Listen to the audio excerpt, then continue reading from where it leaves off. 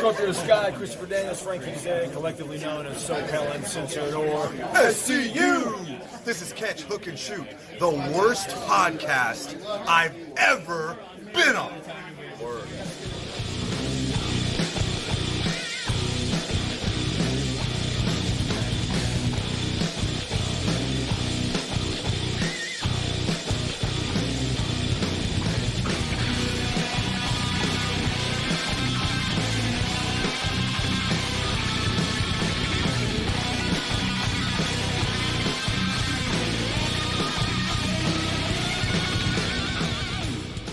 What's going on, everybody? Welcome to Catch, Hook, and Shoot, the best podcast you never heard of. My name's Tom. I am your host. Today is Sunday, January 24th, 2021. I want to thank everybody for listening, watching, and subscribing on YouTube, Spotify, Podbean, or wherever you get your podcast from. Make sure you're following on social media on all platforms. You can find the show at Catch, Hook, Shoot. And definitely be sure to check out our brand new website. It's catchhookshoot.wixsite.com/catchhookshoot. If you're watching on YouTube, you see the web address right at the top of your screen. And for all things Catch, Hook, Shoot, links to the podcast, the YouTube channel, Patreon, Pro Wrestling Tees, the Big Cartel store, and everything else that is Catch, Hook, and Shoot, you can scan this little QR code right here in the corner of your screen, or go to Linktree/catchhookshoot. You'll get links to everything having to do with the show. And if you ever want to shoot me an email, it's catchhookshoot@gmail.com. So let's kick everything off with this crazy week of pro wrestling that's been going on, starting everything off like we always do with the match of the week. So this week's match of the week comes from NXT this past Wednesday night, and it was the Fight Pit match between Tommaso Ciampa and Timothy Thatcher. These guys went in there and just beat the living crap out of each other, and it was just awesome. I mean, two of the best guys on the NXT roster as far as in-ring skills go, and this match did not disappoint. Very just a brutal match between these two guys. So if you have not seen it yet, definitely go back and check it out. Timothy Thatcher and Tommaso Ciampa in the Fight Pit on NXT this past Wednesday. So rolling right along, let's get into my top 3 highlights for the week, and that is called the 3 count. First up on the 3 count this week, Alexa Bliss, Monday Night Raw. I've said many times, the storyline with Alexa and The Fiend, one of my favorite things going on right now in WWE. And, this week was no different. We had an episode of Alexa's Playground. Her guest was Asuka. And, Asuka just seemed completely freaked out. Alexa was talking to somebody who wasn't there, really. I guess you could say she has an imaginary friend or perhaps an imaginary fiend. Asuka tried to sit on one of the swings next to Alexa, and Alexa told her you can't sit there, and that kind of thing. It was a cool little segment. And then later on in the night, Alexa actually had a match with Asuka, which was just crazy. I mean, the midway through the match, the lights went out, and when they came back up, Alexa had kind of transformed, almost like a fiend type transformation. Obviously it was, pre-taped, but, I got no issue with that. And Alexa did end up winning that match against Asuka just with the mind games and everything. So yeah, I'm still loving this new character from Alexa Bliss. Number 2 on the 3 count, Brody Lee Jr., -1, had a birthday celebration on Dynamite, and I thought it was, a cool segment, cool way to open the show. They brought out a cake for him, saying happy birthday for him. They were interrupted by Chaos Project and TH2, which led to an 8-man tag match between Hangman Page, Colt Cabana, Alex Reynolds and John Silver going against Chaos Project and TH2. Dark Order was victorious. Dr. Luther ended up going into the cake, and Brody Jr. hit Serpentico with the kendo stick and then threw the papers at him just like his old man. Like I said, I thought it was a cool little segment. There was a lot of not a lot, but a few people talking trash about it online, saying AEW is exploiting Brody Lee Jr. And I'm sorry, what when you exploit somebody, it's typically for personal gain. Well, what is AEW gaining by having a birthday party for a 9-year-old kid on their show? It's AEW taking care of Brody Lee's family, bringing his son into the fold because he loves wrestling, loves being around these guys, and by all accounts he's treated like one of the boys, and I think that's awesome. They're not taking advantage of the kid, they're not using him, they're not doing anything wrong, and if you think they are, well, you're stupid. That's the best way I can put it. Sorry. And third up on the 3 count, we saw a little bit of an AEW invasion on Impact Wrestling. With Tony Khan and Jerry Lynn actually in the Impact studio. We also saw an appearance from Matt Hardy and Private Party. So we're seeing some more AEW stars on Impact. Now I know with this current set of TV tapings, Impact taped a few weeks worth of television, so I'm wondering who else we're going to see over the next coming weeks, possibly from AEW appearing on Impact. We'll have to continue to watch and see. So that is the 3 count for this week. Let's get into some results and news and rumors and stuff. Starting off with Monday Night Raw, we saw at the beginning of the show a promo from Randy Orton wearing a burn mask, basically, selling the fireball to the face from Alexa Bliss last week, and basically Orton saying he's going to burn down the dreams of everybody in the Royal Rumble. If the Fiend does not return during the Royal Rumble match or sometime during the Royal Rumble pay-per-view, I'm going to be very disappointed, because that seems to be what they're building towards. So I'm very anxious to see how the Fiend is going to make his presence felt during the Royal Rumble. Charlotte got a victory over Peyton Royce. Mace from Retribution picked up a victory over Xavier Woods. So Retribution's starting to get some momentum here. Hopefully it continues, because when Retribution first started off, I was very excited to see what they were going to do with these guys, and they kind of fell off there for a minute, but now they seem to be getting a little bit of momentum back. So I'm interested to see where Retribution is going to go. We already talked about the Alexa's Playground segment. Alexa Bliss did declare for the Women's Royal Rumble. Shayna Baszler got a victory over Mandy Rose, and we're still seeing some dissension between Shayna and Nia Jax, but they did basically say that they want their rematch for the the women's tag team titles. And with what's been going on with Charlotte and Lacey Evans and Ric Flair, and now Asuka seeming to have some issues with Alexa Bliss, I don't see Charlotte and Asuka holding on to those women's tag team titles for too much longer, so we'll have to wait and see. AJ Styles got a victory over Ricochet. Now, this match was for Ricochet to qualify for the Royal Rumble, so he was not victorious. So as of right now, Ricochet not in the Rumble. The dirt sheet with Miz and Morrison, their guests were Bill Goldberg and Drew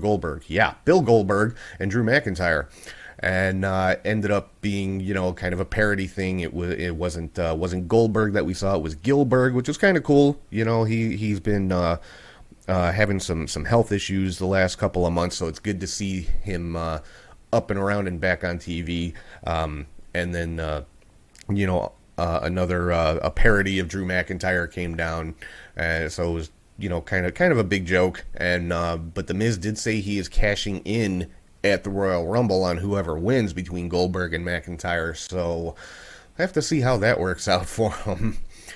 The Hurt Business got another victory over Lucha House Party and Matt Riddle, but still showing more dissension among the Hurt Business, with Cedric Alexander, seeming to kind of start pulling away from the group. So I'm not too sure what's going to go on with that. And then the main event of the night was that Alexa Bliss and Asuka match that I talked about a little while ago. Like I said, I love the direction of the character with Alexa Bliss. So I'm watching that very closely to see where that's going to go. I have a feeling, Alexa may be getting a women's championship match sometime soon. Don't quote me on that, but that's where I see this kind of going. Moving on to AEW Dark in the main event, which was actually a really good match. The Lucha Brothers picked up a win over Chaos Project. So if you haven't seen that, Yeah, definitely check out Dark. You get to see a lot of guys that you don't see on Dynamite. They use a lot of independent talent uh, on Dark, and I mean it's typically hour and a half to 2 hours long. They have a lot of matches on Dark, but yeah, definitely go check that out on AEW's YouTube channel. Like I said, this week's main event, Lucha Brothers versus Chaos Project, very good match there. Moving on to some Impact news, we saw a segment with Don Callis and Kenny Omega. Callis basically saying that they are taking a hiatus from Impact to take care of business in Jacksonville. So I take that to mean we are going to see a lot more of Don Callis on Dynamite and maybe not so much on Impact. Eric Young got a win over Rhino, and EY's little faction now of himself, as well as Joe Doring and Cody Deaner, apparently is going to be called Violent by Design. I kind of like that. And at the end of this match, they Pillmanized, quote unquote, Rhino's ankle. So Rhino could be out for a few weeks. I don't know if he's got a legit injury or what's going on, but it looks like Rhino has been quote unquote injured. So don't know when we will see him back. Got an in-ring promo from the Good Brothers, the Impact Tag Team Champions, who were interrupted by Chris Sabin, saying that he wants a rematch for the tag team titles. Of course, that he and Alex Shelley, the Motor City Machine Guns, lost to the Good Brothers. Now, Alex Shelley is currently out with an undisclosed medical issue. So, the Good Brothers, of course, said, well, you don't have a tag team partner. And at that point, Sabin introduced his new tag team partner, Cowboy James Storm. So, and I believe they're calling themselves the Beer Guns, James Storm and Chris Sabin. So that should be a good tag team match whenever it comes around. But they were then interrupted again by Matt Hardy and Private Party. And a match was set up for Private Party to take on Storm and Sabin for a title shot. And that ended up being the main event of the show. I'll get to that in a minute. In Knockouts tag team action, Susan and Kimber Lee got a win over Jordan Grace and Jazz. So, yeah, Jordan Grace and Jazz not having a lot of luck as a tag team. I'm wondering if this could lead to a heel turn from Jordan Grace, like she gets tired of losing, turns on Jazz, that kind of thing. But we'll have to see. We found out finally the answer to the mystery of the shooting of Johnny Bravo. Now, he was shot by Larry D, or Lawrence D, as he's known when he's in his alter ego. But it was apparently Taya who initiated the change of Larry D into Lawrence D, and because of that, Taya was arrested and taken out of the building by law enforcement. And an interesting exchange with Tommy Dreamer, Johnny Bravo, and AC Ramiro, talking about where Taya could possibly be serving her time, quote unquote. Dreamer said if she's lucky, she'll be going to the Jacksonville Penitentiary. If she's not lucky, she'll be going to the Stamford Penitentiary. Obviously, thinly veiled references to AEW and WWE, respectively. And AC Ramiro chimed in saying, he hopes she doesn't go to Baltimore, which obviously is a reference to Ring of Honor. So, and this was Taya's final Impact appearance, by all accounts. Her contract with Impact is up, so she is done with Impact Wrestling. Personally, I would love to see her go to AEW because the women's division does need a boost, but it would not surprise me to see her go to WWE, where, of course, her husband, John Morrison, is currently signed. So we'll have to see where Taya pops up next. She could it be in the Royal Rumble? Who knows? We'll see. We saw another one of the paid advertisements from AEW, and that's where we found out that Tony Khan and Jerry Lynn were actually in the Impact studio. Had a promo in the ring between Rich Swann and Moose, the two world champions in Impact, so I'm sure that match is going to be coming sooner rather than later. Brian Myers got a win over Fallah Bahh. We saw Ace Austin and Madman Fulton attack Josh Alexander in the backstage area, and Matt Cardona, of all people, made the save. So, I thought maybe we'd see an alliance between Cardona and Brian Myers, obviously from their partnership in WWE, that, it's kind of like where there's one, there's the other, but Cardona looking to be aligning himself with Josh Alexander, so that could make for an interesting tag team. We'll have to see where that's going to go. And then the main event, Private Party did defeat Chris Sabin and James Storm to become #1 contenders for the Impact Tag Team titles, and Tony Khan and Jerry Lynn were at ringside for this one, and Jerry Lynn kind of helping out Private Party, interfering in the match and helping Private Party pick up that victory. So Private Party now in line for an Impact Tag Team Championship shot. Moving on to AEW Dynamite, like I said, the show opened with the birthday celebration for Brody Lee Jr. with the interruptions from Chaos Project and TH2. We talked about that match already. At the end of that match, the Dark Order made one final overture to Adam Page to join up with them, and he said no. He said he's done the team thing before, and he is not looking to do it again. So Hangman Page will not be joining the Dark Order. Next up, we saw an in-ring promo from Darby Allin and Sting, which of course was interrupted by Team Taz, who challenged the two of them to a street fight, which was accepted and will happen at AEW's next pay-per-view, Revolution. So, Sting, getting back in the ring. So it'll be Sting and Darby Allin taking on Brian Cage and Ricky Starks in a street fight. Now, I would think, I don't know if this is actually going to be an in-ring match or if it'll be something that's like pre-taped that actually takes place in the street or the parking lot, as it were. But either way, Sting getting back in there, so it should be pretty cool. Sting and Darby Allin, I think, make an awesome team, so I can't wait to see that one. We saw another segment with the Young Bucks and Don Callis. This was at Kenny Omega's house, apparently, and Kenny Omega not there. Don Callis basically just talking all kinds of trash to the Young Bucks, basically implying that they're riding Kenny's coattails and that kind of thing. And the segment faded to black just as it looked like the Bucks were about to kick the crap out of Don Callis, and apparently they did, because the next time we saw him later in the show, he was sporting a black eye. And that was in a segment with Callis and Kenny Omega, so we'll have to see. Callis definitely driving a wedge between Kenny and the Bucks, breaking up the Elite. So I'm curious to see where that's going to go. Cody Rhodes got a victory over Peter Avalon. We saw a distraction right at the beginning of that match from Jade Cargill, and it was actually a really good match. Peter Avalon, very talented, wrestles mostly on dark, and there's people that complain a lot, oh, Cody can't put anybody over. First of all, why would he put over Peter Avalon?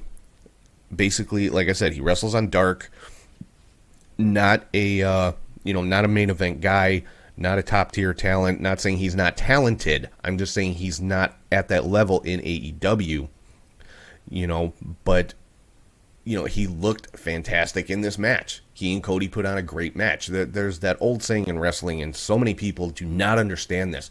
You don't have to go over to get over. You don't have to win the match to look good. And Peter Avalon looked great in this match. So, I think this match did a lot for Peter Avalon.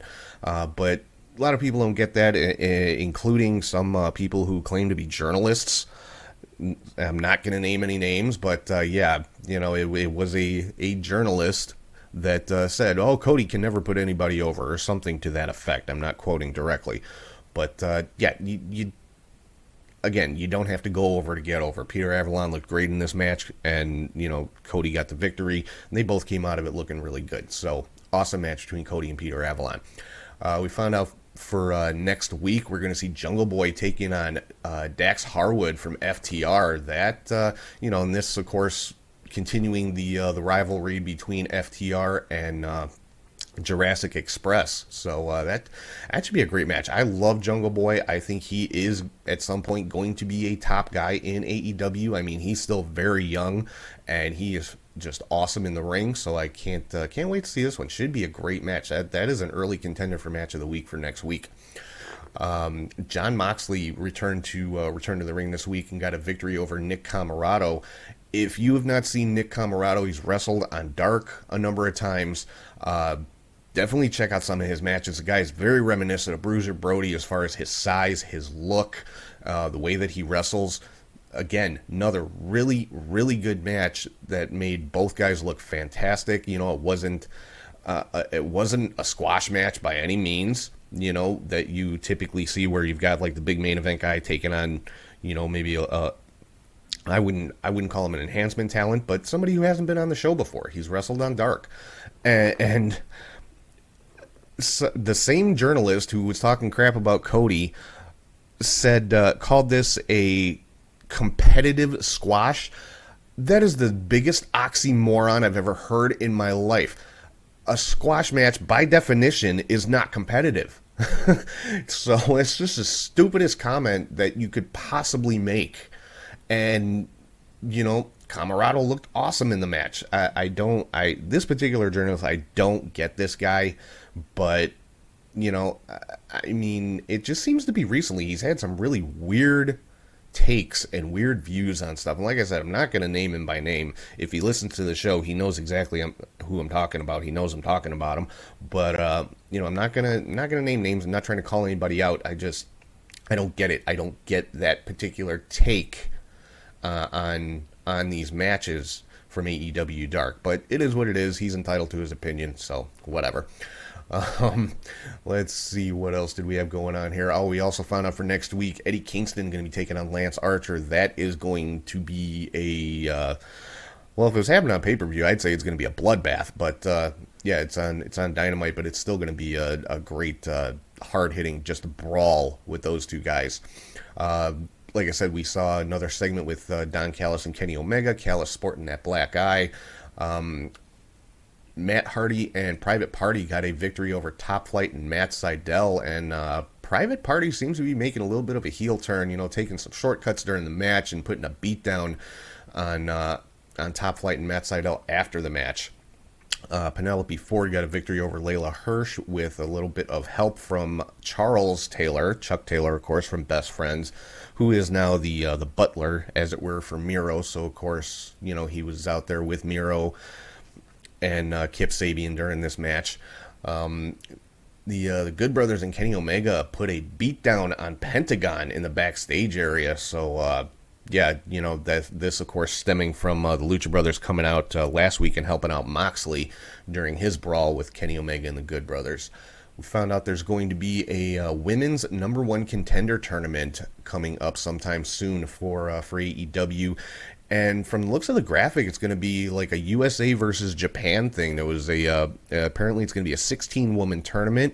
And on one side of the bracket, the backdrop was an American flag. On the other side of the bracket was a Japanese flag. So now there's a lot of potential for this to be very, very good, especially with AEW having access to the Impact roster, with all the talent that they've been showcasing on AEW Dark, and with the talent that they already have on the AEW roster. So this has the potential to be a very good tournament. So I'm interested to see who exactly is going to be in it. Next week, also, we are going to see the Young Bucks teaming with the Good Brothers to take on members of the Dark Order. This could be where the Elite finally explodes into chaos with the Bucks and the Good Brothers. So keep an eye on that one. And then we in the main event, we had a three-way tag team match between members of the Inner Circle. It was Jericho and MJF versus Santana and Ortiz versus the new team of Sammy Hagar, who actually had a video intro from Sammy Hagar from Van Halen, so that was kind of cool. But MJF and Chris Jericho did get the victory in that one, so they, I guess, are the official tag team of the Inner Circle. And the ones that are going to be going for the tag team titles, apparently. I think that was the deal, but I guess we'll see. And we found out the main event for the Beach Break show coming up February 3rd is going to be Omega and the Good Brothers taking on Jon Moxley and the Lucha Brothers. So can't wait to see that one. That's going to be an amazing match. Moving on to some NXT news here. It was announced by NXT that they have signed independent stars Elena Black, Priscilla Kelly, and Lacey Ryan, and they were immediately put into the Women's Dusty Classic. So congratulations to those three ladies, and the names they are going to be going by. Elena Black is now known as Cora Jade, Priscilla Kelly now known as Gigi Dolan, and Lacey Ryan now known as Zoe Stark. And Elena Black, or Cora Jade, is her tag team partner for the Dusty Classic is Gigi Dolan, or Priscilla Kelly, whichever you want to call her. So that right there is just a cool tag team. I hope it continues. I hope they continue to use them as a team, because that's just a great team with those two. And Lacey Ryan is, or Zoe Stark, is paired with Marina Shafir. Kind of surprising. I think most people would have expected Shafir to be teamed with Jessamine Duke, but apparently it was reported by Fightful, Sean Ross Sapp specifically, that Jessamine Duke is actually working full-time creating content for Up Up Down Down, Xavier Woods' YouTube channel, which of course is produced by WWE. So apparently that's what she's doing full-time right now, and she's loving it. So yeah, I think, hey, if she's enjoying what she's doing and she prefers to do that than be in the ring, more power to her, So, yeah, Jessamine Duke, I don't know necessarily if she's, done wrestling, but as of right now, that's what she's doing. She's, creating online content for WWE, so great for her. Getting into some of the results from the Dusty Classic this week, it was a week for the underdogs. It's kind of surprising. Kushida and Leon Ruff picked up a victory over Johnny Gargano and Austin Theory to advance in the Dusty Classic. And then we saw a match between Karrion Kross and Ashanti the Adonis. This was just a squash match. Kross just dominated the entire time, and then after the match he attacked Adonis' tag team partner Desmond Troy, and apparently both men were injured, I would assume storyline injury, and have been taken out of the Dusty Classic and replaced by the unlikely team of Timothy Thatcher and Tommaso Ciampa. So a very, very good, very interesting tag team put together there and entered into the Dusty Classic. Lucha House Party got a win over Imperium to to advance in the Dusty Classic. And after the match, Alexander Wolf of Imperium made an appearance at the top of the ramp. Now Wolf, primarily has been wrestling in NXT UK. This is his first appearance in the US in quite a while, obviously because of all the travel restrictions and everything that have been going on. So, yeah, kind of a surprise. Wondering if Walter can't be too far behind. Obviously, there was before the pandemic hit and everything, NXT was building towards a rivalry between Walter and Finn Balor. So I'm sure that's still in the works somewhere, because that is a match that everybody was very hot to see. So looks like some more, or the rest of Imperium could be coming to NXT in the US. In the first match of the Women's Dusty Classic, again, the underdogs reigned supreme this week. Casey Catanzaro and Caden Carter defeated Toni Storm and Mercedes Martinez with a little bit of help from Io Shirai, but who's looking? So they advanced to the next round of the Dusty Classic. And Finn Balor was demanding a match with Oney Lorcan and Danny Burch, and William Regal told him he had to find himself a tag team partner, obviously, and he chose Kyle O'Reilly, the guy he's had his last couple title defenses against. And so that match is going to happen next week, Balor and O'Reilly versus Lorcan and Burch. That another early contender for match of the week. That one is going to be insane. We saw an in-ring promo from Legado del Fantasma, interrupted by Lucha House Party and Kurt Stallion, and found out Kurt Stallion is going to get a Cruiserweight Championship match next week as well. And I already talked about the main event, which was the fight pit between Timothy Thatcher and Tommaso Ciampa. Fantastic match. That was the match of the week. Go back and watch it if you haven't already. So moving on to some MLW news. We saw Sean Davari make his debut as a member of Contra Unit, picked up a victory over Zen Shi. Savio Vega laid down a challenge to Richard Holiday for a Caribbean strap match next week. And, this one's been brewing for a while, again, because of travel restrictions, hasn't really been able to happen yet. But Richard Holiday currently is in possession of the Caribbean Heavyweight Championship, which does belong to Savio Vega, but Holiday is in possession of the belt.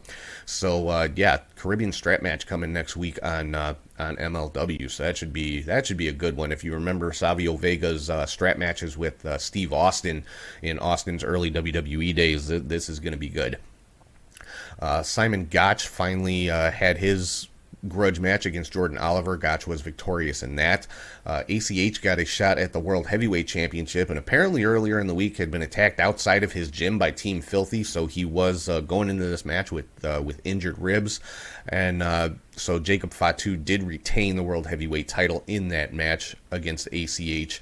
But at the end of that match, of course, Fatu at the top of the ramp, talking trash, talking about Contra Unit, and the two flag bearers that are typically on the ramp holding the Contra flags attacked Jacob Fatu with those flag poles, and it turned out to be Jordan Oliver and Myron Reed of Injustice. So definitely a lot of unfinished business between Injustice and Contra Unit. Excuse me. So we'll have to see how that one's going to play out. Moving on to some Ring of Honor news. Ring of Honor TV this week main event was a TV title match. Dragon Lee defending against Ray Horace. If you're not familiar with Ray Horace, he's had a number of matches in MLW. He was also a part of Lucha Underground as Dragon Azteca Jr. This was a fantastic match between these two guys. Another one I highly recommend you check out if you're not a regular Ring of Honor TV watcher. At least go back and check this match out. Just absolutely fantastic. Moving on to NXT UK. Rampage Brown got a victory over Dave Mastiff. A little bit of a surprise there. And we saw an attack from Ilya Dragunov on Jack Stars. So I'm sure that's going to build to a match between these two guys. Mir Jordan defeated Tyson T-Bone. And Kaylee Ray, despite quite a bit of chicanery, was able to retain the NXT Women's Championship against Ginny. And going on to, not main event, Smackdown. We saw, to open the show, we had a promo with Roman Reigns, Paul Heyman, and Adam Pearce in the ring. And match was signed Adam Pearce versus Paul Heyman for the main event. Now, I think it was pretty obvious, at least to me, that Roman and Heyman were gonna, pull a fast one on Adam Pearce, kind of the same way he did last week, the whole card subject to change thing, and that's exactly what happened. Roman Reigns ended up replacing Heyman in the match, but of course Kevin Owens, came out, saved the day, and just put a beating on Roman Reigns to end the show. Excuse me, but getting back to earlier in the show, Sami Zayn came down to ringside and handcuffed himself to the guardrail, still protesting his treatment and the conspiracy theories that he's been spouting off the last several months about the Intercontinental title being stolen from him and that kind of thing. Asuka and Charlotte picked up a win over the Riot Squad, and Billy Kay kind of cost the Riot Squad the match. The last several weeks, Billy Kay trying to become a member of the Riot Squad and just not working out, and that's kind of what the Riot Squad told her after the match.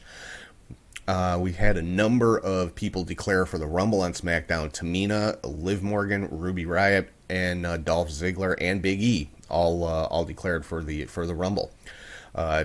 Had an in-ring promo from Daniel Bryan. He was interrupted by Cesaro, who came out and issued an open challenge that was accepted by Dolph Ziggler. And this ended up being another really good match between Cesaro and Ziggler. Cesaro was victorious in that one. Sasha had her match against Reginald, who is Carmella's sommelier, and she was victorious in that. And I guess that we are going to see Sasha Banks defending the SmackDown Women's title against Carmella at the Royal Rumble. According to what was said during the show, I don't know if it's going to be on the main show or the pre-show, but Sasha versus Carmella for the SmackDown Women's Championship. Big E retained the Intercontinental title in a match against Apollo Crews, but this ended up being a no contest as Sami Zayn uncuffed himself and attacked both men in the middle of the match. So, nothing resolved there. So I would imagine we'd see a rematch between Big E and Apollo Crews sometime soon.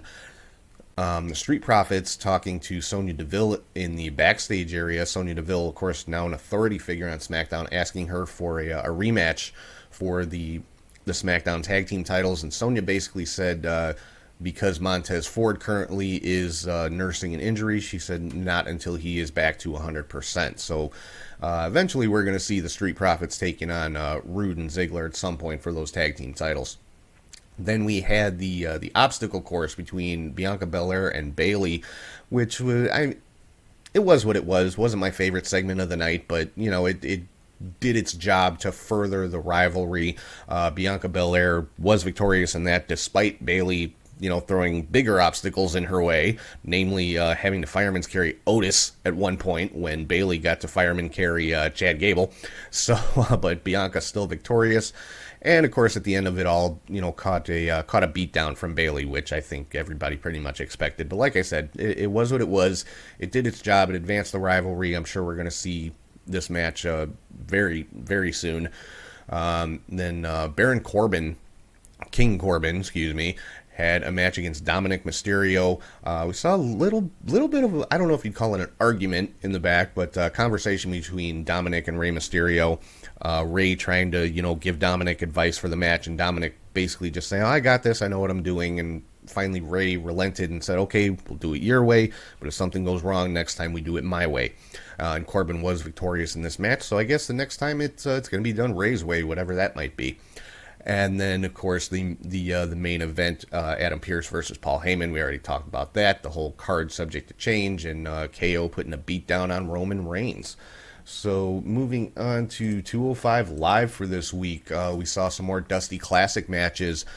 Indy Hartwell and Candice LeRae did pick up the victory over Cora Jade and Gigi Dolan. Very good match, though. Like I said, I hope Jade and Dolan, or Lena Black and Priscilla Kelly, if you will, I hope that these signings were not just like one-offs just for the Dusty Classic or just for like a handful of matches. I hope they are permanent fixtures on the NXT women's roster, because they're both amazingly talented women, and especially Elena Black or Cora Jade, only been wrestling a very brief time. I don't even think 2 years, and her talent is off the charts for somebody who's been in the business for that short of a time, and she's only going to get that much better as time goes by. I believe she's only 19 years old, so hopefully they keep these two around for the foreseeable future. But Indy Hartwell and Candice LeRae advancing in the Women's Dusty Classic, and Tommaso Ciampa and Timothy Thatcher got a win over Arya Daivari and Tony Nese to advance in the Dusty Classic as well. A little bit of New Japan news. We have new junior heavyweight tag team champions, and they are El Phantasmo and Taiji Ishimori. So congratulations to them. And moving into, sorry about that, some miscellaneous news here. Apparently, the rumor going around is that WWE is planning to have 25,000 fans for each night of WrestleMania this year. So 25,000 on night 1, 25,000 on night 2. They have not announced ticket sales yet. I would expect that to happen at the Royal Rumble or close thereabouts, either during the Royal Rumble event or the next night on Raw. I would expect that announcement to take place. Some more news for the third season of Dark Side of the Ring. Some other topics that they're going to be covering. One is Chris Kanyon. That should be a great episode. XPW is another one. The WCW New Japan event that took place in North Korea years ago. There is going to be an episode covering the Smith family, and that is Grizzly Smith, Jake the Snake Roberts, Sam Houston, and Rockin' Robin. That one should be one to watch. A lot of a lot of dark things surrounding that family. So that's going to be that could be the best episode of the season. Then there's going to be one covering FMW, Frontier Martial Arts Wrestling, which was the Japanese equivalent of ECW back in the day, and an episode on Bruiser Bedlam. So that Bruiser Bedlam, I've heard of Bruiser Bedlam, not somebody I know a whole lot about, so that should be a good episode there. WWE Backstage is going to be returning for one night only with Renee Young, Booker T, and Paige, and that's going to be the night before the Royal Rumble on Saturday, January 30th on FS1. It was also announced this past week, NBC Sports Network is going to be shutting down, and the events that would ordinarily air on that network going forward will be airing on USA. Now, this is something that could have a big effect on Monday Night Raw and NXT. So it'll be interesting to see how that is handled. Don't know how soon this is going to be happening, but it's definitely something to keep an eye on. An interesting little fun fact that occurred to me this past week, and I'm sure I'm not the first one to notice this, but Snoop Dogg now has music on both WWE and AEW. On WWE, of course, Snoop Dogg does Sasha Banks' entrance theme, and he now has on AEW, he did the remix of Cody Rhodes' entrance theme. So, yeah, Snoop Dogg on WWE and AEW simultaneously. Speaking of AEW, we're going to be seeing a debut on Dynamite this coming week. Ryan Nemeth will be taking on Hangman Page. Now, Ryan Nemeth is the brother of Dolph Ziggler, so looking forward to seeing that. Ryan was with WWE very briefly in NXT, but yeah, now making his debut for AEW. And WWE putting on a special event this week called Superstar Spectacle, which is airing at 9:30 a.m. Eastern Time this Tuesday on the WWE Network. And this is kind of like the specials that they did in Saudi Arabia or Australia within the last few years. This one is for India. Now, obviously, they weren't able to travel to India to record it, so it was recorded in the Thunderdome. But yeah, that is coming this Tuesday morning, 9:30 a.m. Eastern Time. And apparently AEW has filed for a new trademark, Battle of the Belts. Now, Battle of the Belts was an event that happened years ago in Championship Wrestling from Florida, and it was an event that put NWA versus AEW, or AEW, NWA versus AWA. And with AEW now working with the NWA and with Impact, if they were to put on an event like that, that could be huge, honestly. I'd love to see some more NWA champions incorporated into AEW programming, like the NWA World Champion Nick Aldis, or I'd like to see the TV title, the national title, the NWA tag team titles. So could this be leading to that? We'll have to wait and see. So that's going to do it for news and rumors and all that kind of fun stuff for this week. So right now I'm going to throw it over to Charlie G, and he's here with the Indie Cut.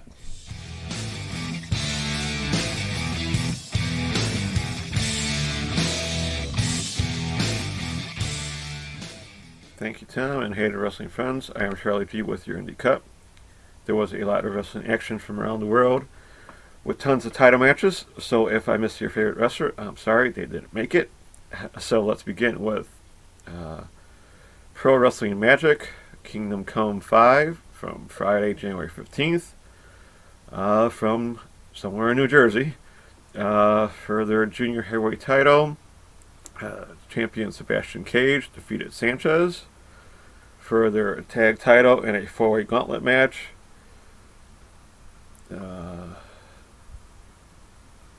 Adam Payne and Wrecking Ball Legursky defeated champions Steve Gipke and Tony Vincitti. They also defeated Aaron Bradley and Steve Off, as well as Aiden Agro and Danger Kid to become new champions. Then we went to Dark Arts for the vacant Dark Arts title tournament final match. Darius Carter defeated either Azrael or Everett Cross. Could not find out who he beat, but he became new champion there. And then for their main title, the Meadowlands Monster defeated champion Smiley to become new champion. We head down to Pro South Wrestling from Piedmont, Alabama, for their all-out title in a three-way match. Champion Brandon Watley defeated Cameron Keast and Roma Miller in their tag title match. Champions Ace Haven and Damian Seratone defeated Charlie Bravo and Victor Cortez. And in the main event, it was Danny Only defeating Trevor Ann. On to Heritage Championship Wrestling, Extreme Destruction from Cornelia, Georgia. For the vacant Anarchy Women's title, Crystal Rose took on Dream Girl Ellie into a no contest. Then for the HCW Junior Heavyweight title, champion Ferry Morales defeated Bobby Flacco. On to Alternative Pro Wrestling from Royston, Georgia, for the APW North Georgia title. champion Caleb Crocker defeated James Boulevard.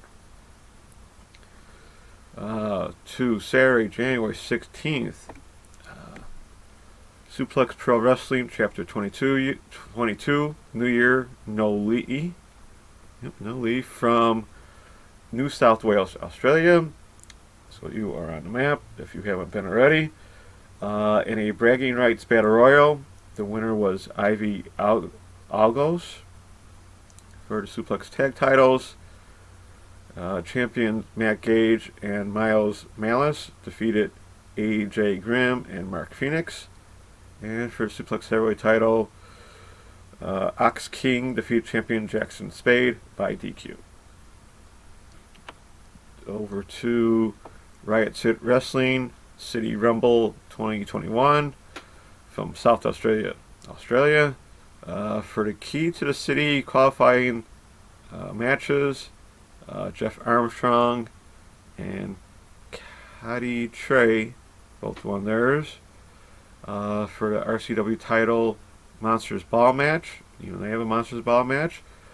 Champion Rocky Manero defeated Baron, and in a Riot City Rumble match, Matt Hayter won that.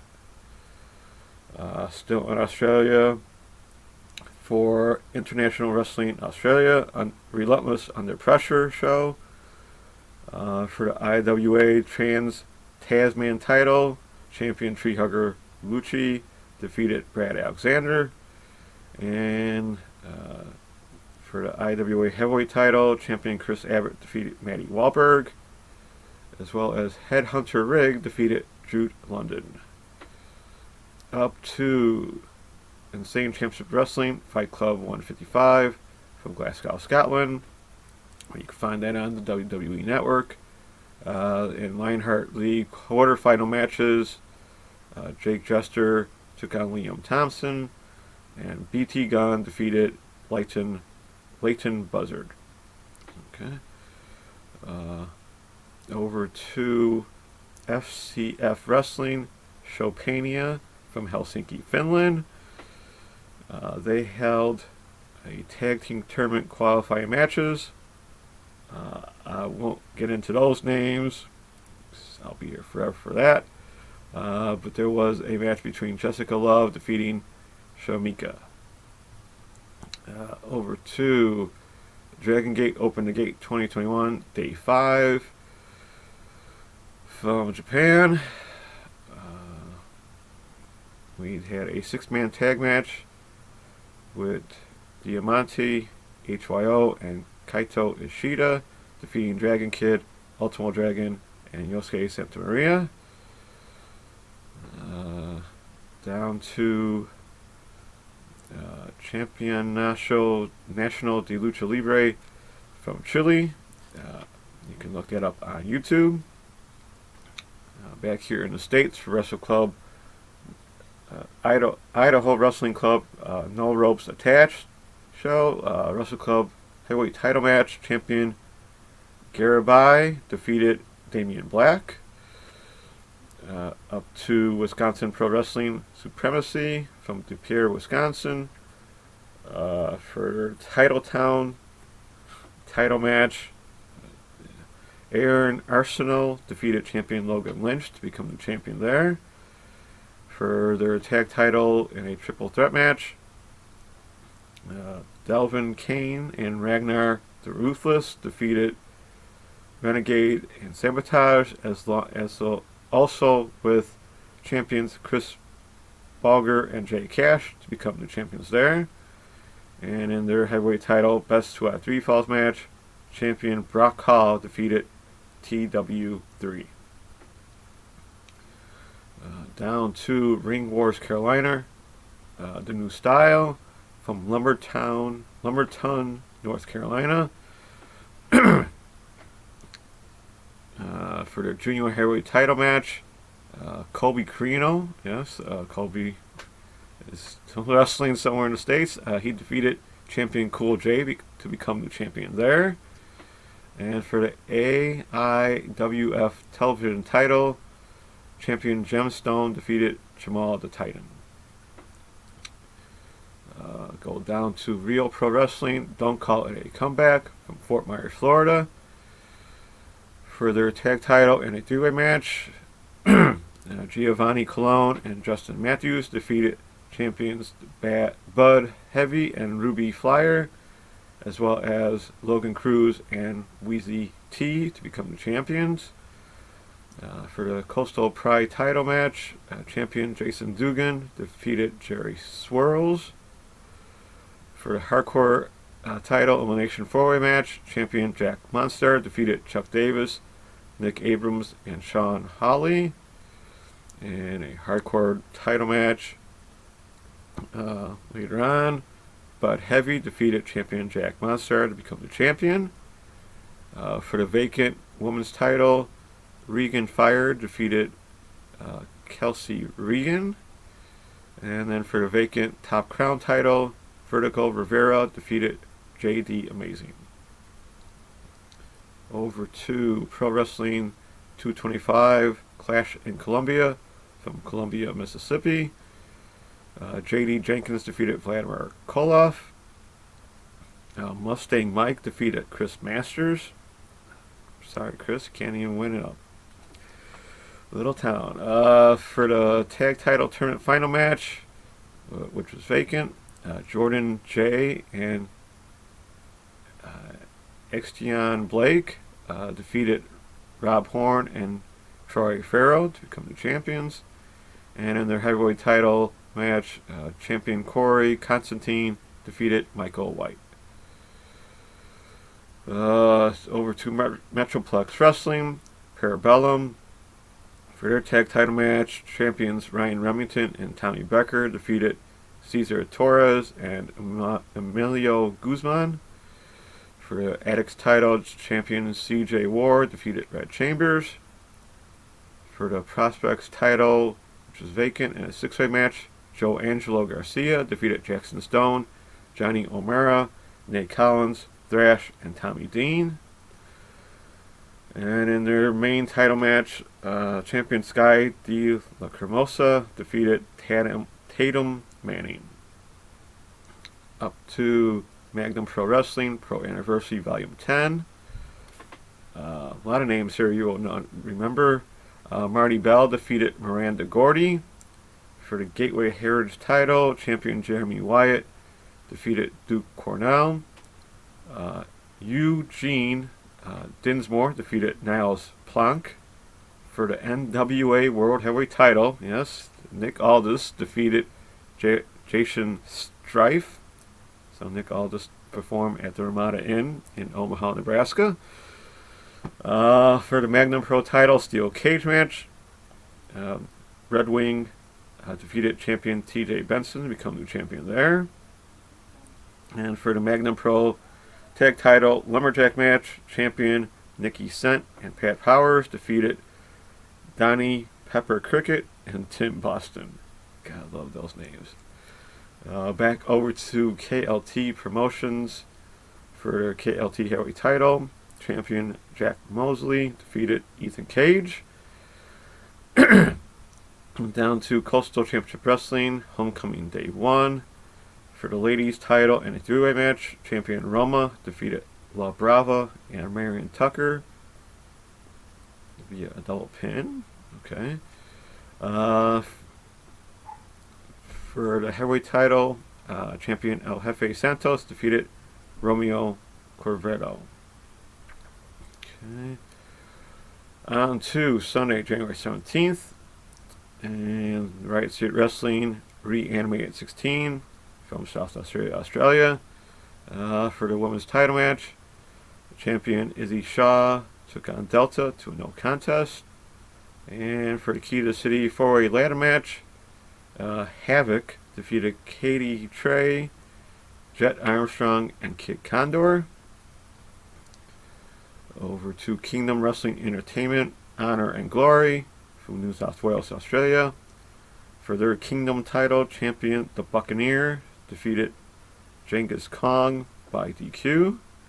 For the Kingdom Elite title, Morgan Rose then defeated champion The Buccaneer to become the champion there.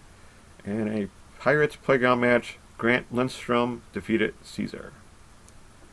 Up to Steedling 2021 opening match from Tokyo, Japan. In a 6-man tag. In a 6-woman tag, Asuka, Makato, and Riko Kaiju defeated Aja Kong, Hinari Hana, and Rina Yamashita. And then in a tag match, Arisha Nakajima and Tsukasa Fujimoto defeated Sari and Yoshiko. Remember those names coming up. There's one more match between those two, I believe. There was a Pure J show where Leon defeated Akira. New Japan started their road to the new beginning, 2021. Day 1, where it's Master Wato mostly in the main event and tag matches. And of course on day 1, Master Wato and Sho defeated Bushi and Hiromu Takahashi. Go figure. On to Kushu Pro Kitayushi show, where they held their Pro Tag title match, where champions Genki Hiraguchi and Tsusumu Yukasaka defeated Alejandro and Billy Ken Kid. And for the Pro title match, champion Genki defeated Kuma Arashi. Gotta Move Chaka Pro 82 took place on YouTube, so check that out as you wish, because they had a 6-person tag match that lasted about 43 minutes. That was the only match on the show, so check it out if you want. Dragon Gate Open the Gate Day 6.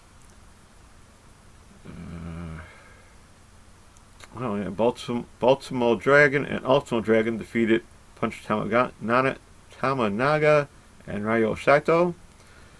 They held a 13-man battle royal. Kona Marma Chukawa won that.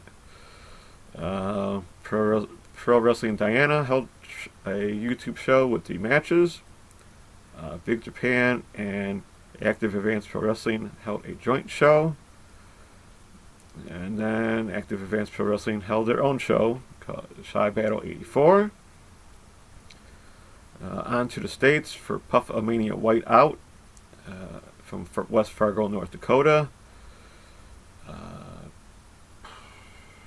Not a lot of big names here. So, a last man standing match, Duke Cornell defeated Bobby Brennan. For High Tension Wrestling, Camp Leapfrog live January 17th, 1985. It was on Facebook, so if you want to check out a Body Slam Challenge match, a Coal Miner's Glove match, and a Texas Death match, look up High Tension Wrestling Camp Leapfrog. To Coastal Championship Wrestling Homecoming Day 2. For the Southeastern Heavyweight title, champion Jackal defeated Vic Arson in their tag title match. Ariel Levy and Vin Vicious with Bill Alfonso in the corner defeated champions Eddie Colon and Orlando Colon to become the champions. And in their heavyweight title in a 3-way match, champion El Jefe Santos defeated Sebastian Cage and Will Austin. Over to All-Star Pro Wrestling from Bethany, Oklahoma. And a tag title elimination 4-way match, champions Scott Sanders and Sean Sanders defeated Dean Lambert and Father Page, El Gringo Loco and Elisha Sparks, and Malachi and Thrash. For the Mid-American title, Drake Gallows defeated champion Garcia to become the champion. For their ASP title, champion Double D defeated Marcy Lewis. And a 5-star title Odd Man Out 5-way match, Johnny Coy defeated champion Brawler Morrison, Derek James, Gemini, and Luke Langley to become new champion there. Then American Combat Wrestling and World Wrestling Network Proving Ground show had 4 matches on YouTube, so check that out if you wish. On to Monday, January 18th. Marvelous That's Women's Pro Wrestling, where Sari defeated Maria in what was probably her last Marvelous match. New Japan Day 2 took place. All tag matches again. Then here in the States for Paradigm Pro Wrestling, UWFI Rules Contender Series number 5. For the Midwest Territory.com title match, champion Chase Holiday defeated Jordan Blade, and Matthew Justice defeated Aaron Williams, coming from Jeffersonville, Indiana. Then to New Wave Pro Wrestling Reformation from Terre Haute, Indiana. Also for the Midwest Territory.com title match, champion Chase Holiday defeated Tyler Lytle. And a Flophouse title three-way match, champion Mo Atlas defeated Jordan Dye and Joseph Schwartz. And then we go to Flophouse Weekend at Schwartzy's, also from Terre Haute, Indiana. They held a Golden Opportunity 10-man scramble match where Apollo Star won that. For the NWP Ultra Rapid title match, Joseph Schwartz defeated champion Nate Matthews by DQ, so no change there. And for the Flophouse Tag title, champions Dick Michaels and Tyler Lytle defeated Mikey McFinnigan and Jack Sawyers. Coastal Championship Wrestling, Alive Wrestling 18 on YouTube. For the Southeastern Heavyweight title, Bugs Morgan defeated champion Jackal to become new champion there. To Tuesday, January 19th, and Noah Higher Ground Day 2. For the GHC Junior Heavyweight Tag titles, champions Hayata and Yoshinari Ogawa defeated Hai and Neo. And Ghost Shiozaki and Namichi Marufuji defeated Atsushi Koteji and Daisuke Harada. Then on to Kaliga Pro Wrestling Stars Night Pre-Opening on YouTube. This is a brand new company that started this year, and I didn't realize that until I looked it up again. So this is on YouTube. Mostly 4 matches for these early shows. So Shima and Singahiro Iri defeated Riju Sai and the Bodyguard. The Bodyguard is the owner of the company, so he's not putting himself over. New Japan Road to Day 3 took place. Then back here in the States for Ohio Valley Wrestling TV 1119 from Louisville, Kentucky. For the OVW Rush title number 1 contender match, Daniel Dunn defeated Gustavo, JC Adams, and Star Rider. Mahabali Shera, of all things, defeated Brandon Espinoza. In a non-title tag match, Brandon Tate and Brent Tate defeated Ashton Cove and Damone Salvino. For the OVW Rush title, William Lutz defeated champion Zaya to become the champion. In a dark tag, Jesse Geiders and Tony Gunn defeated Lucius Lawrence and Tony Bizzo. Then to New South Action Class number 19 from Haynesville, Alabama. Sean Campbell and Shane Christopher defeated Cabana Man Dan and Kevin Ryan.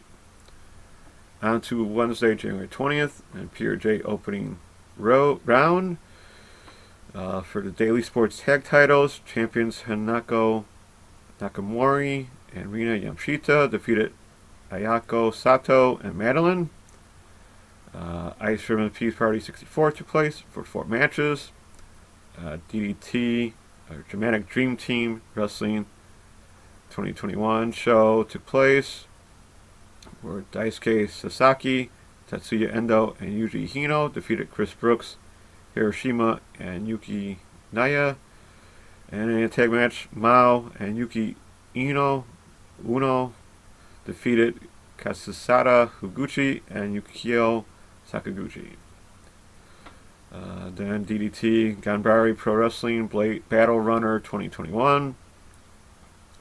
For the GWC 6-man tag titles, champions Katsusaki Shinsoki, Mahiko Hirsawa, and Shu Sakura defeated Kuga Mejito Imanari and Yuna Manazi. And in a tag match, Kensuke Ishii and Shigehiro Iri defeated Asuka and Shota. Shota's working all over the place today. Then over to Collegial Pro Wrestling, Rising Knight, still on YouTube. Thank goodness. In a tag match, Shima and Shigehiro Iri defeated Taikida and Ultimo Spider Jr. Back here in the States, there's Limitless The Pro, Season 2, Episode 14, from Orion, Maine, with 4 matches. On to Thursday, January 21st, New Japan Road to the New Beginning, Day 4 took place. Collegial Pro Wrestling on YouTube took place, with Shima defeating Ishii Onizuka. Then Big Japan Pro Wrestling, where the astronauts Fuminaro Abe and Takuya Nomura defeated Akira Haido and Kazuki Sato. Daisuke Sakamoto, Kazumi Kakido, and Raichi Kawakami defeated Daichi Hirashimoto, Hideyoshi Kamatani, and Ryoto Hama. In a Kendo Nagasaki Memorial Tag Match, Great Koji Ika and Yuchi Taniguchi defeated Abdullah Kobayashi and Minoru Fujita. And in their Big Japan Junior Heavyweight title, champion Asami Kodaka defeated Kazuka Hashimoto. On to Friday, January 22nd, Explosive Pro Wrestling Awakening 19, Day 1, from Western Australia. Kaz Jordan won their Coastal title #1 contendership match. In a tag title match, champion Jack Edwards and Tyler King defeated Chadwick Jackson and Stella Nix, only to be challenged again, and then Jack Edwards and Taylor King were champions, defeated Stellar Nix and Tyler Jacobs once again. Go figure. Then for the Coastal title, champion David Storm defeated Kaz Jordan. In an international tournament semifinal match, Kira Styria defeated Zenith. Then on to Seedling Shinkaba Night. For the Seedling Beyond the Sea tag title match, Arisha Nakajima and Nani Takahashi defeated Siri and Yoshiko to become the champions there. And this was pretty much coming, because Siri even said this would be her final Seedling match, as she will be headed to NXT soon. So now the race is on. Who will appear first on TV? Riho or Sari? We will find out, won't we? On to Collegial Pro Wrestling. Still on YouTube. They had 4 more matches. And then back here in the States for New Japan Strong, number 24, Road to the Lions Break contender. Logan Regal and Sterling Regal defeated Jordan Clearwater and Kevin Knight. Brody King defeated J.R. Krotos. And my buddy Ren Narita, who's been missing since Warrior Wrestling pretty much, defeated Bateman. Then to earlier today, January 23rd, New Japan Road to New Beginning, Day 5, actually had a IWGP Junior Heavyweight title match where Al Phantasmo and Taji Ishimori defeated champions El Desperado and Yoshinobu Kanemaru to become new champions there, with ELP landing his loaded shoe to Kanemaru to become new champion. This was an entertaining match for me, and also along with 2 ref bumps, so there's 3 referees in the match, so check that out if you can. Over to Ice Ribbon, new Ice Ribbon 1095 Winter Story. For the Triangle Ribbon title match, champion Ram Kaichu defeated Chiri and Matsuya Uno. For the International Ribbon tag title match, champions Maika Ozaki and Maya Yukai defeated Rina Singaki and Tai Honma. And for the Ice Infinity title match, Tsukasa Fujimoto defeated champion Susie Suzuki to become the champion there. Told you Tsukasa would be coming up later on. Gotta Move Chaka Pro 83 was on YouTube with 2 matches. Dragon Gate, The New Gate, Day 7 took place, where the Ultimo Dragon, Yamato, and Yosake Santa Maria defeated Monday Rio, Sakahoko Boy, and Takashi Yoshida. And then Kaliga Pro Wrestling on YouTube with Shima defeating Ultimo Spider Jr. and Raiji Sai defeating the Bodyguard. Alright. Okay, a few minutes left. Alright, I'm going to do this for our YouTube viewers. I am going to put up the GCW 24-hour live stream fundraiser showcase starting on Friday the 29th and ending on Saturday the 30th, starting at 8 p.m. Eastern Time. As you can see here, all of the shows are announced with times. As you can see, our local Freelance Wrestling has the 6 a.m. time slot, which is kind of rough, but at least they're part of the show. If you would like to donate, go to indiegogo.com/project/fight/ forever #/ and add to their already $24,000 raise for the independent wrestlers. Not all the shows have matches announced. And we were going to have a Joey Janela versus Elena Black match, but that was ruled out 5 minutes after being announced, since Elena Black is now in NXT as Cora Jade. All the best to her. Guess we have to wait for a Cora Jade versus Brandy Loren match instead. So hope all you watching on YouTube can see all those shows and how to get in touch with their sponsors. It will be free and live on YouTube and now on the Fight TV app. So all the best to them. That's a wrap for me. Till next time with any more wrestling from around the world. Don't forget to look up those Twitch streams and YouTube channels for other wrestling content. Next Friday and Saturday I will be pretty much watching GCW. Not all 24 hours. I'm not that crazy. Don't answer that. Thank you for watching or listening. Hope you enjoyed the cut. Keep safe, take care, and be kind, everyone. Back to you, Tim.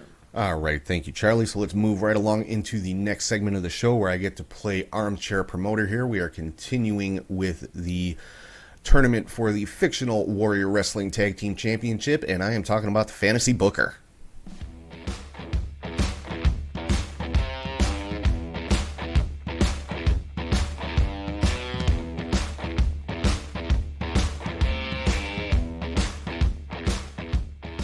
Alright, so we are continuing first round action in the Warrior Wrestling Tag Team Championship Tournament here on the Fantasy Booker, and this is the final first round match, and it is pitting the team of Sam Adonis and Robert Ego Anthony with Frank the Clown against Brian Pillman Jr. and Ray Lynn.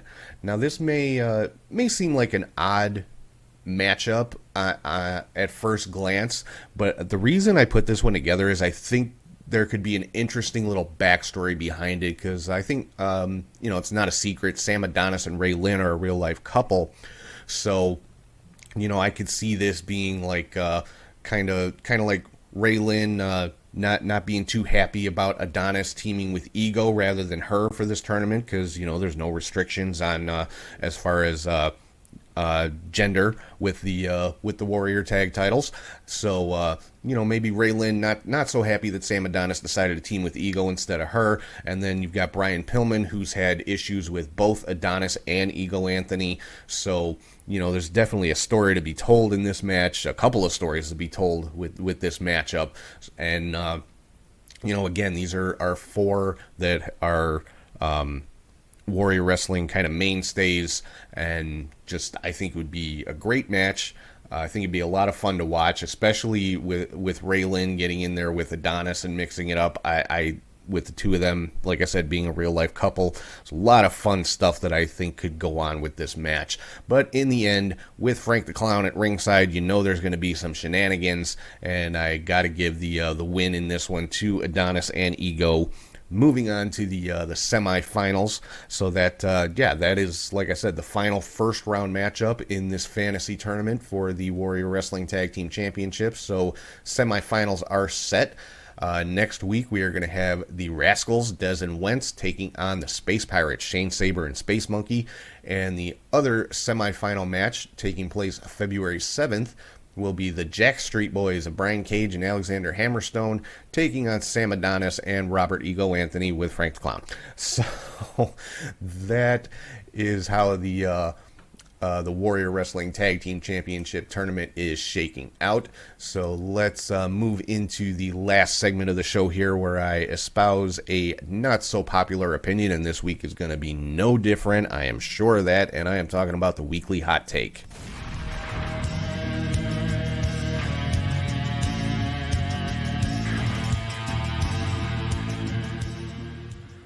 Alright, so somebody who's been catching a lot of heat this week has been The Undertaker for some comments that he made during an interview with Joe Rogan on his podcast. And you know what? Bottom line, Taker said he likes the old days better than today. So what? Who cares? I mean, you show me one person from an older generation who doesn't think that something was better back then than it is now. He didn't say he wants it to go back to that way. He didn't say he thinks that everything about that time was better, but there's so many morons putting words in his mouth online. And again, the same journalist that I was talking about earlier was doing the same thing with this, talking about, implying, saying that, Taker misses the drinking and drugging, quote unquote, is the phrasing that he used. He never said that. He never said that the wrestlers today are softer than they were back then. He never talked about being okay with the drug use or the drinking or the hazing or the bullying or the abuse or the harassment or any of the bad stuff that went on back then. He said he liked it when men were men, quote unquote. Okay, well, think about it. You're talking about The Undertaker. He's a good old boy from Texas. He hunts, he fishes. He's a Second Amendment guy. So yeah, he liked when men were men, and he talked about guys in the locker room carrying guns and knives and stuff in their bags, and then he talks about the locker rooms today. Guys are playing video games and making themselves pretty, as he put it. He never implied or stated that the wrestlers were soft. He never used the word soft to describe the wrestlers. He said, in a different part of the interview, by the way, he said, the product is softer than it used to be. Well, you know what? It is.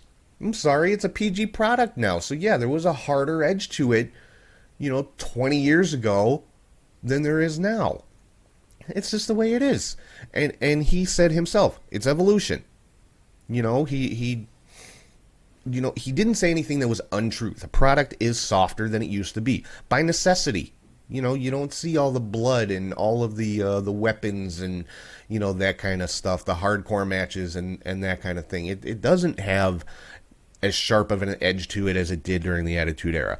He didn't say anything untrue. He didn't say anything insulting about the wrestlers of today.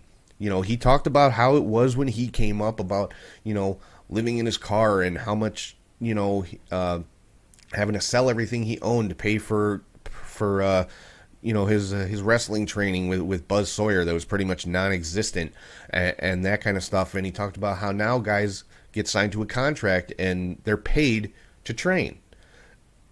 The training isn't any easier,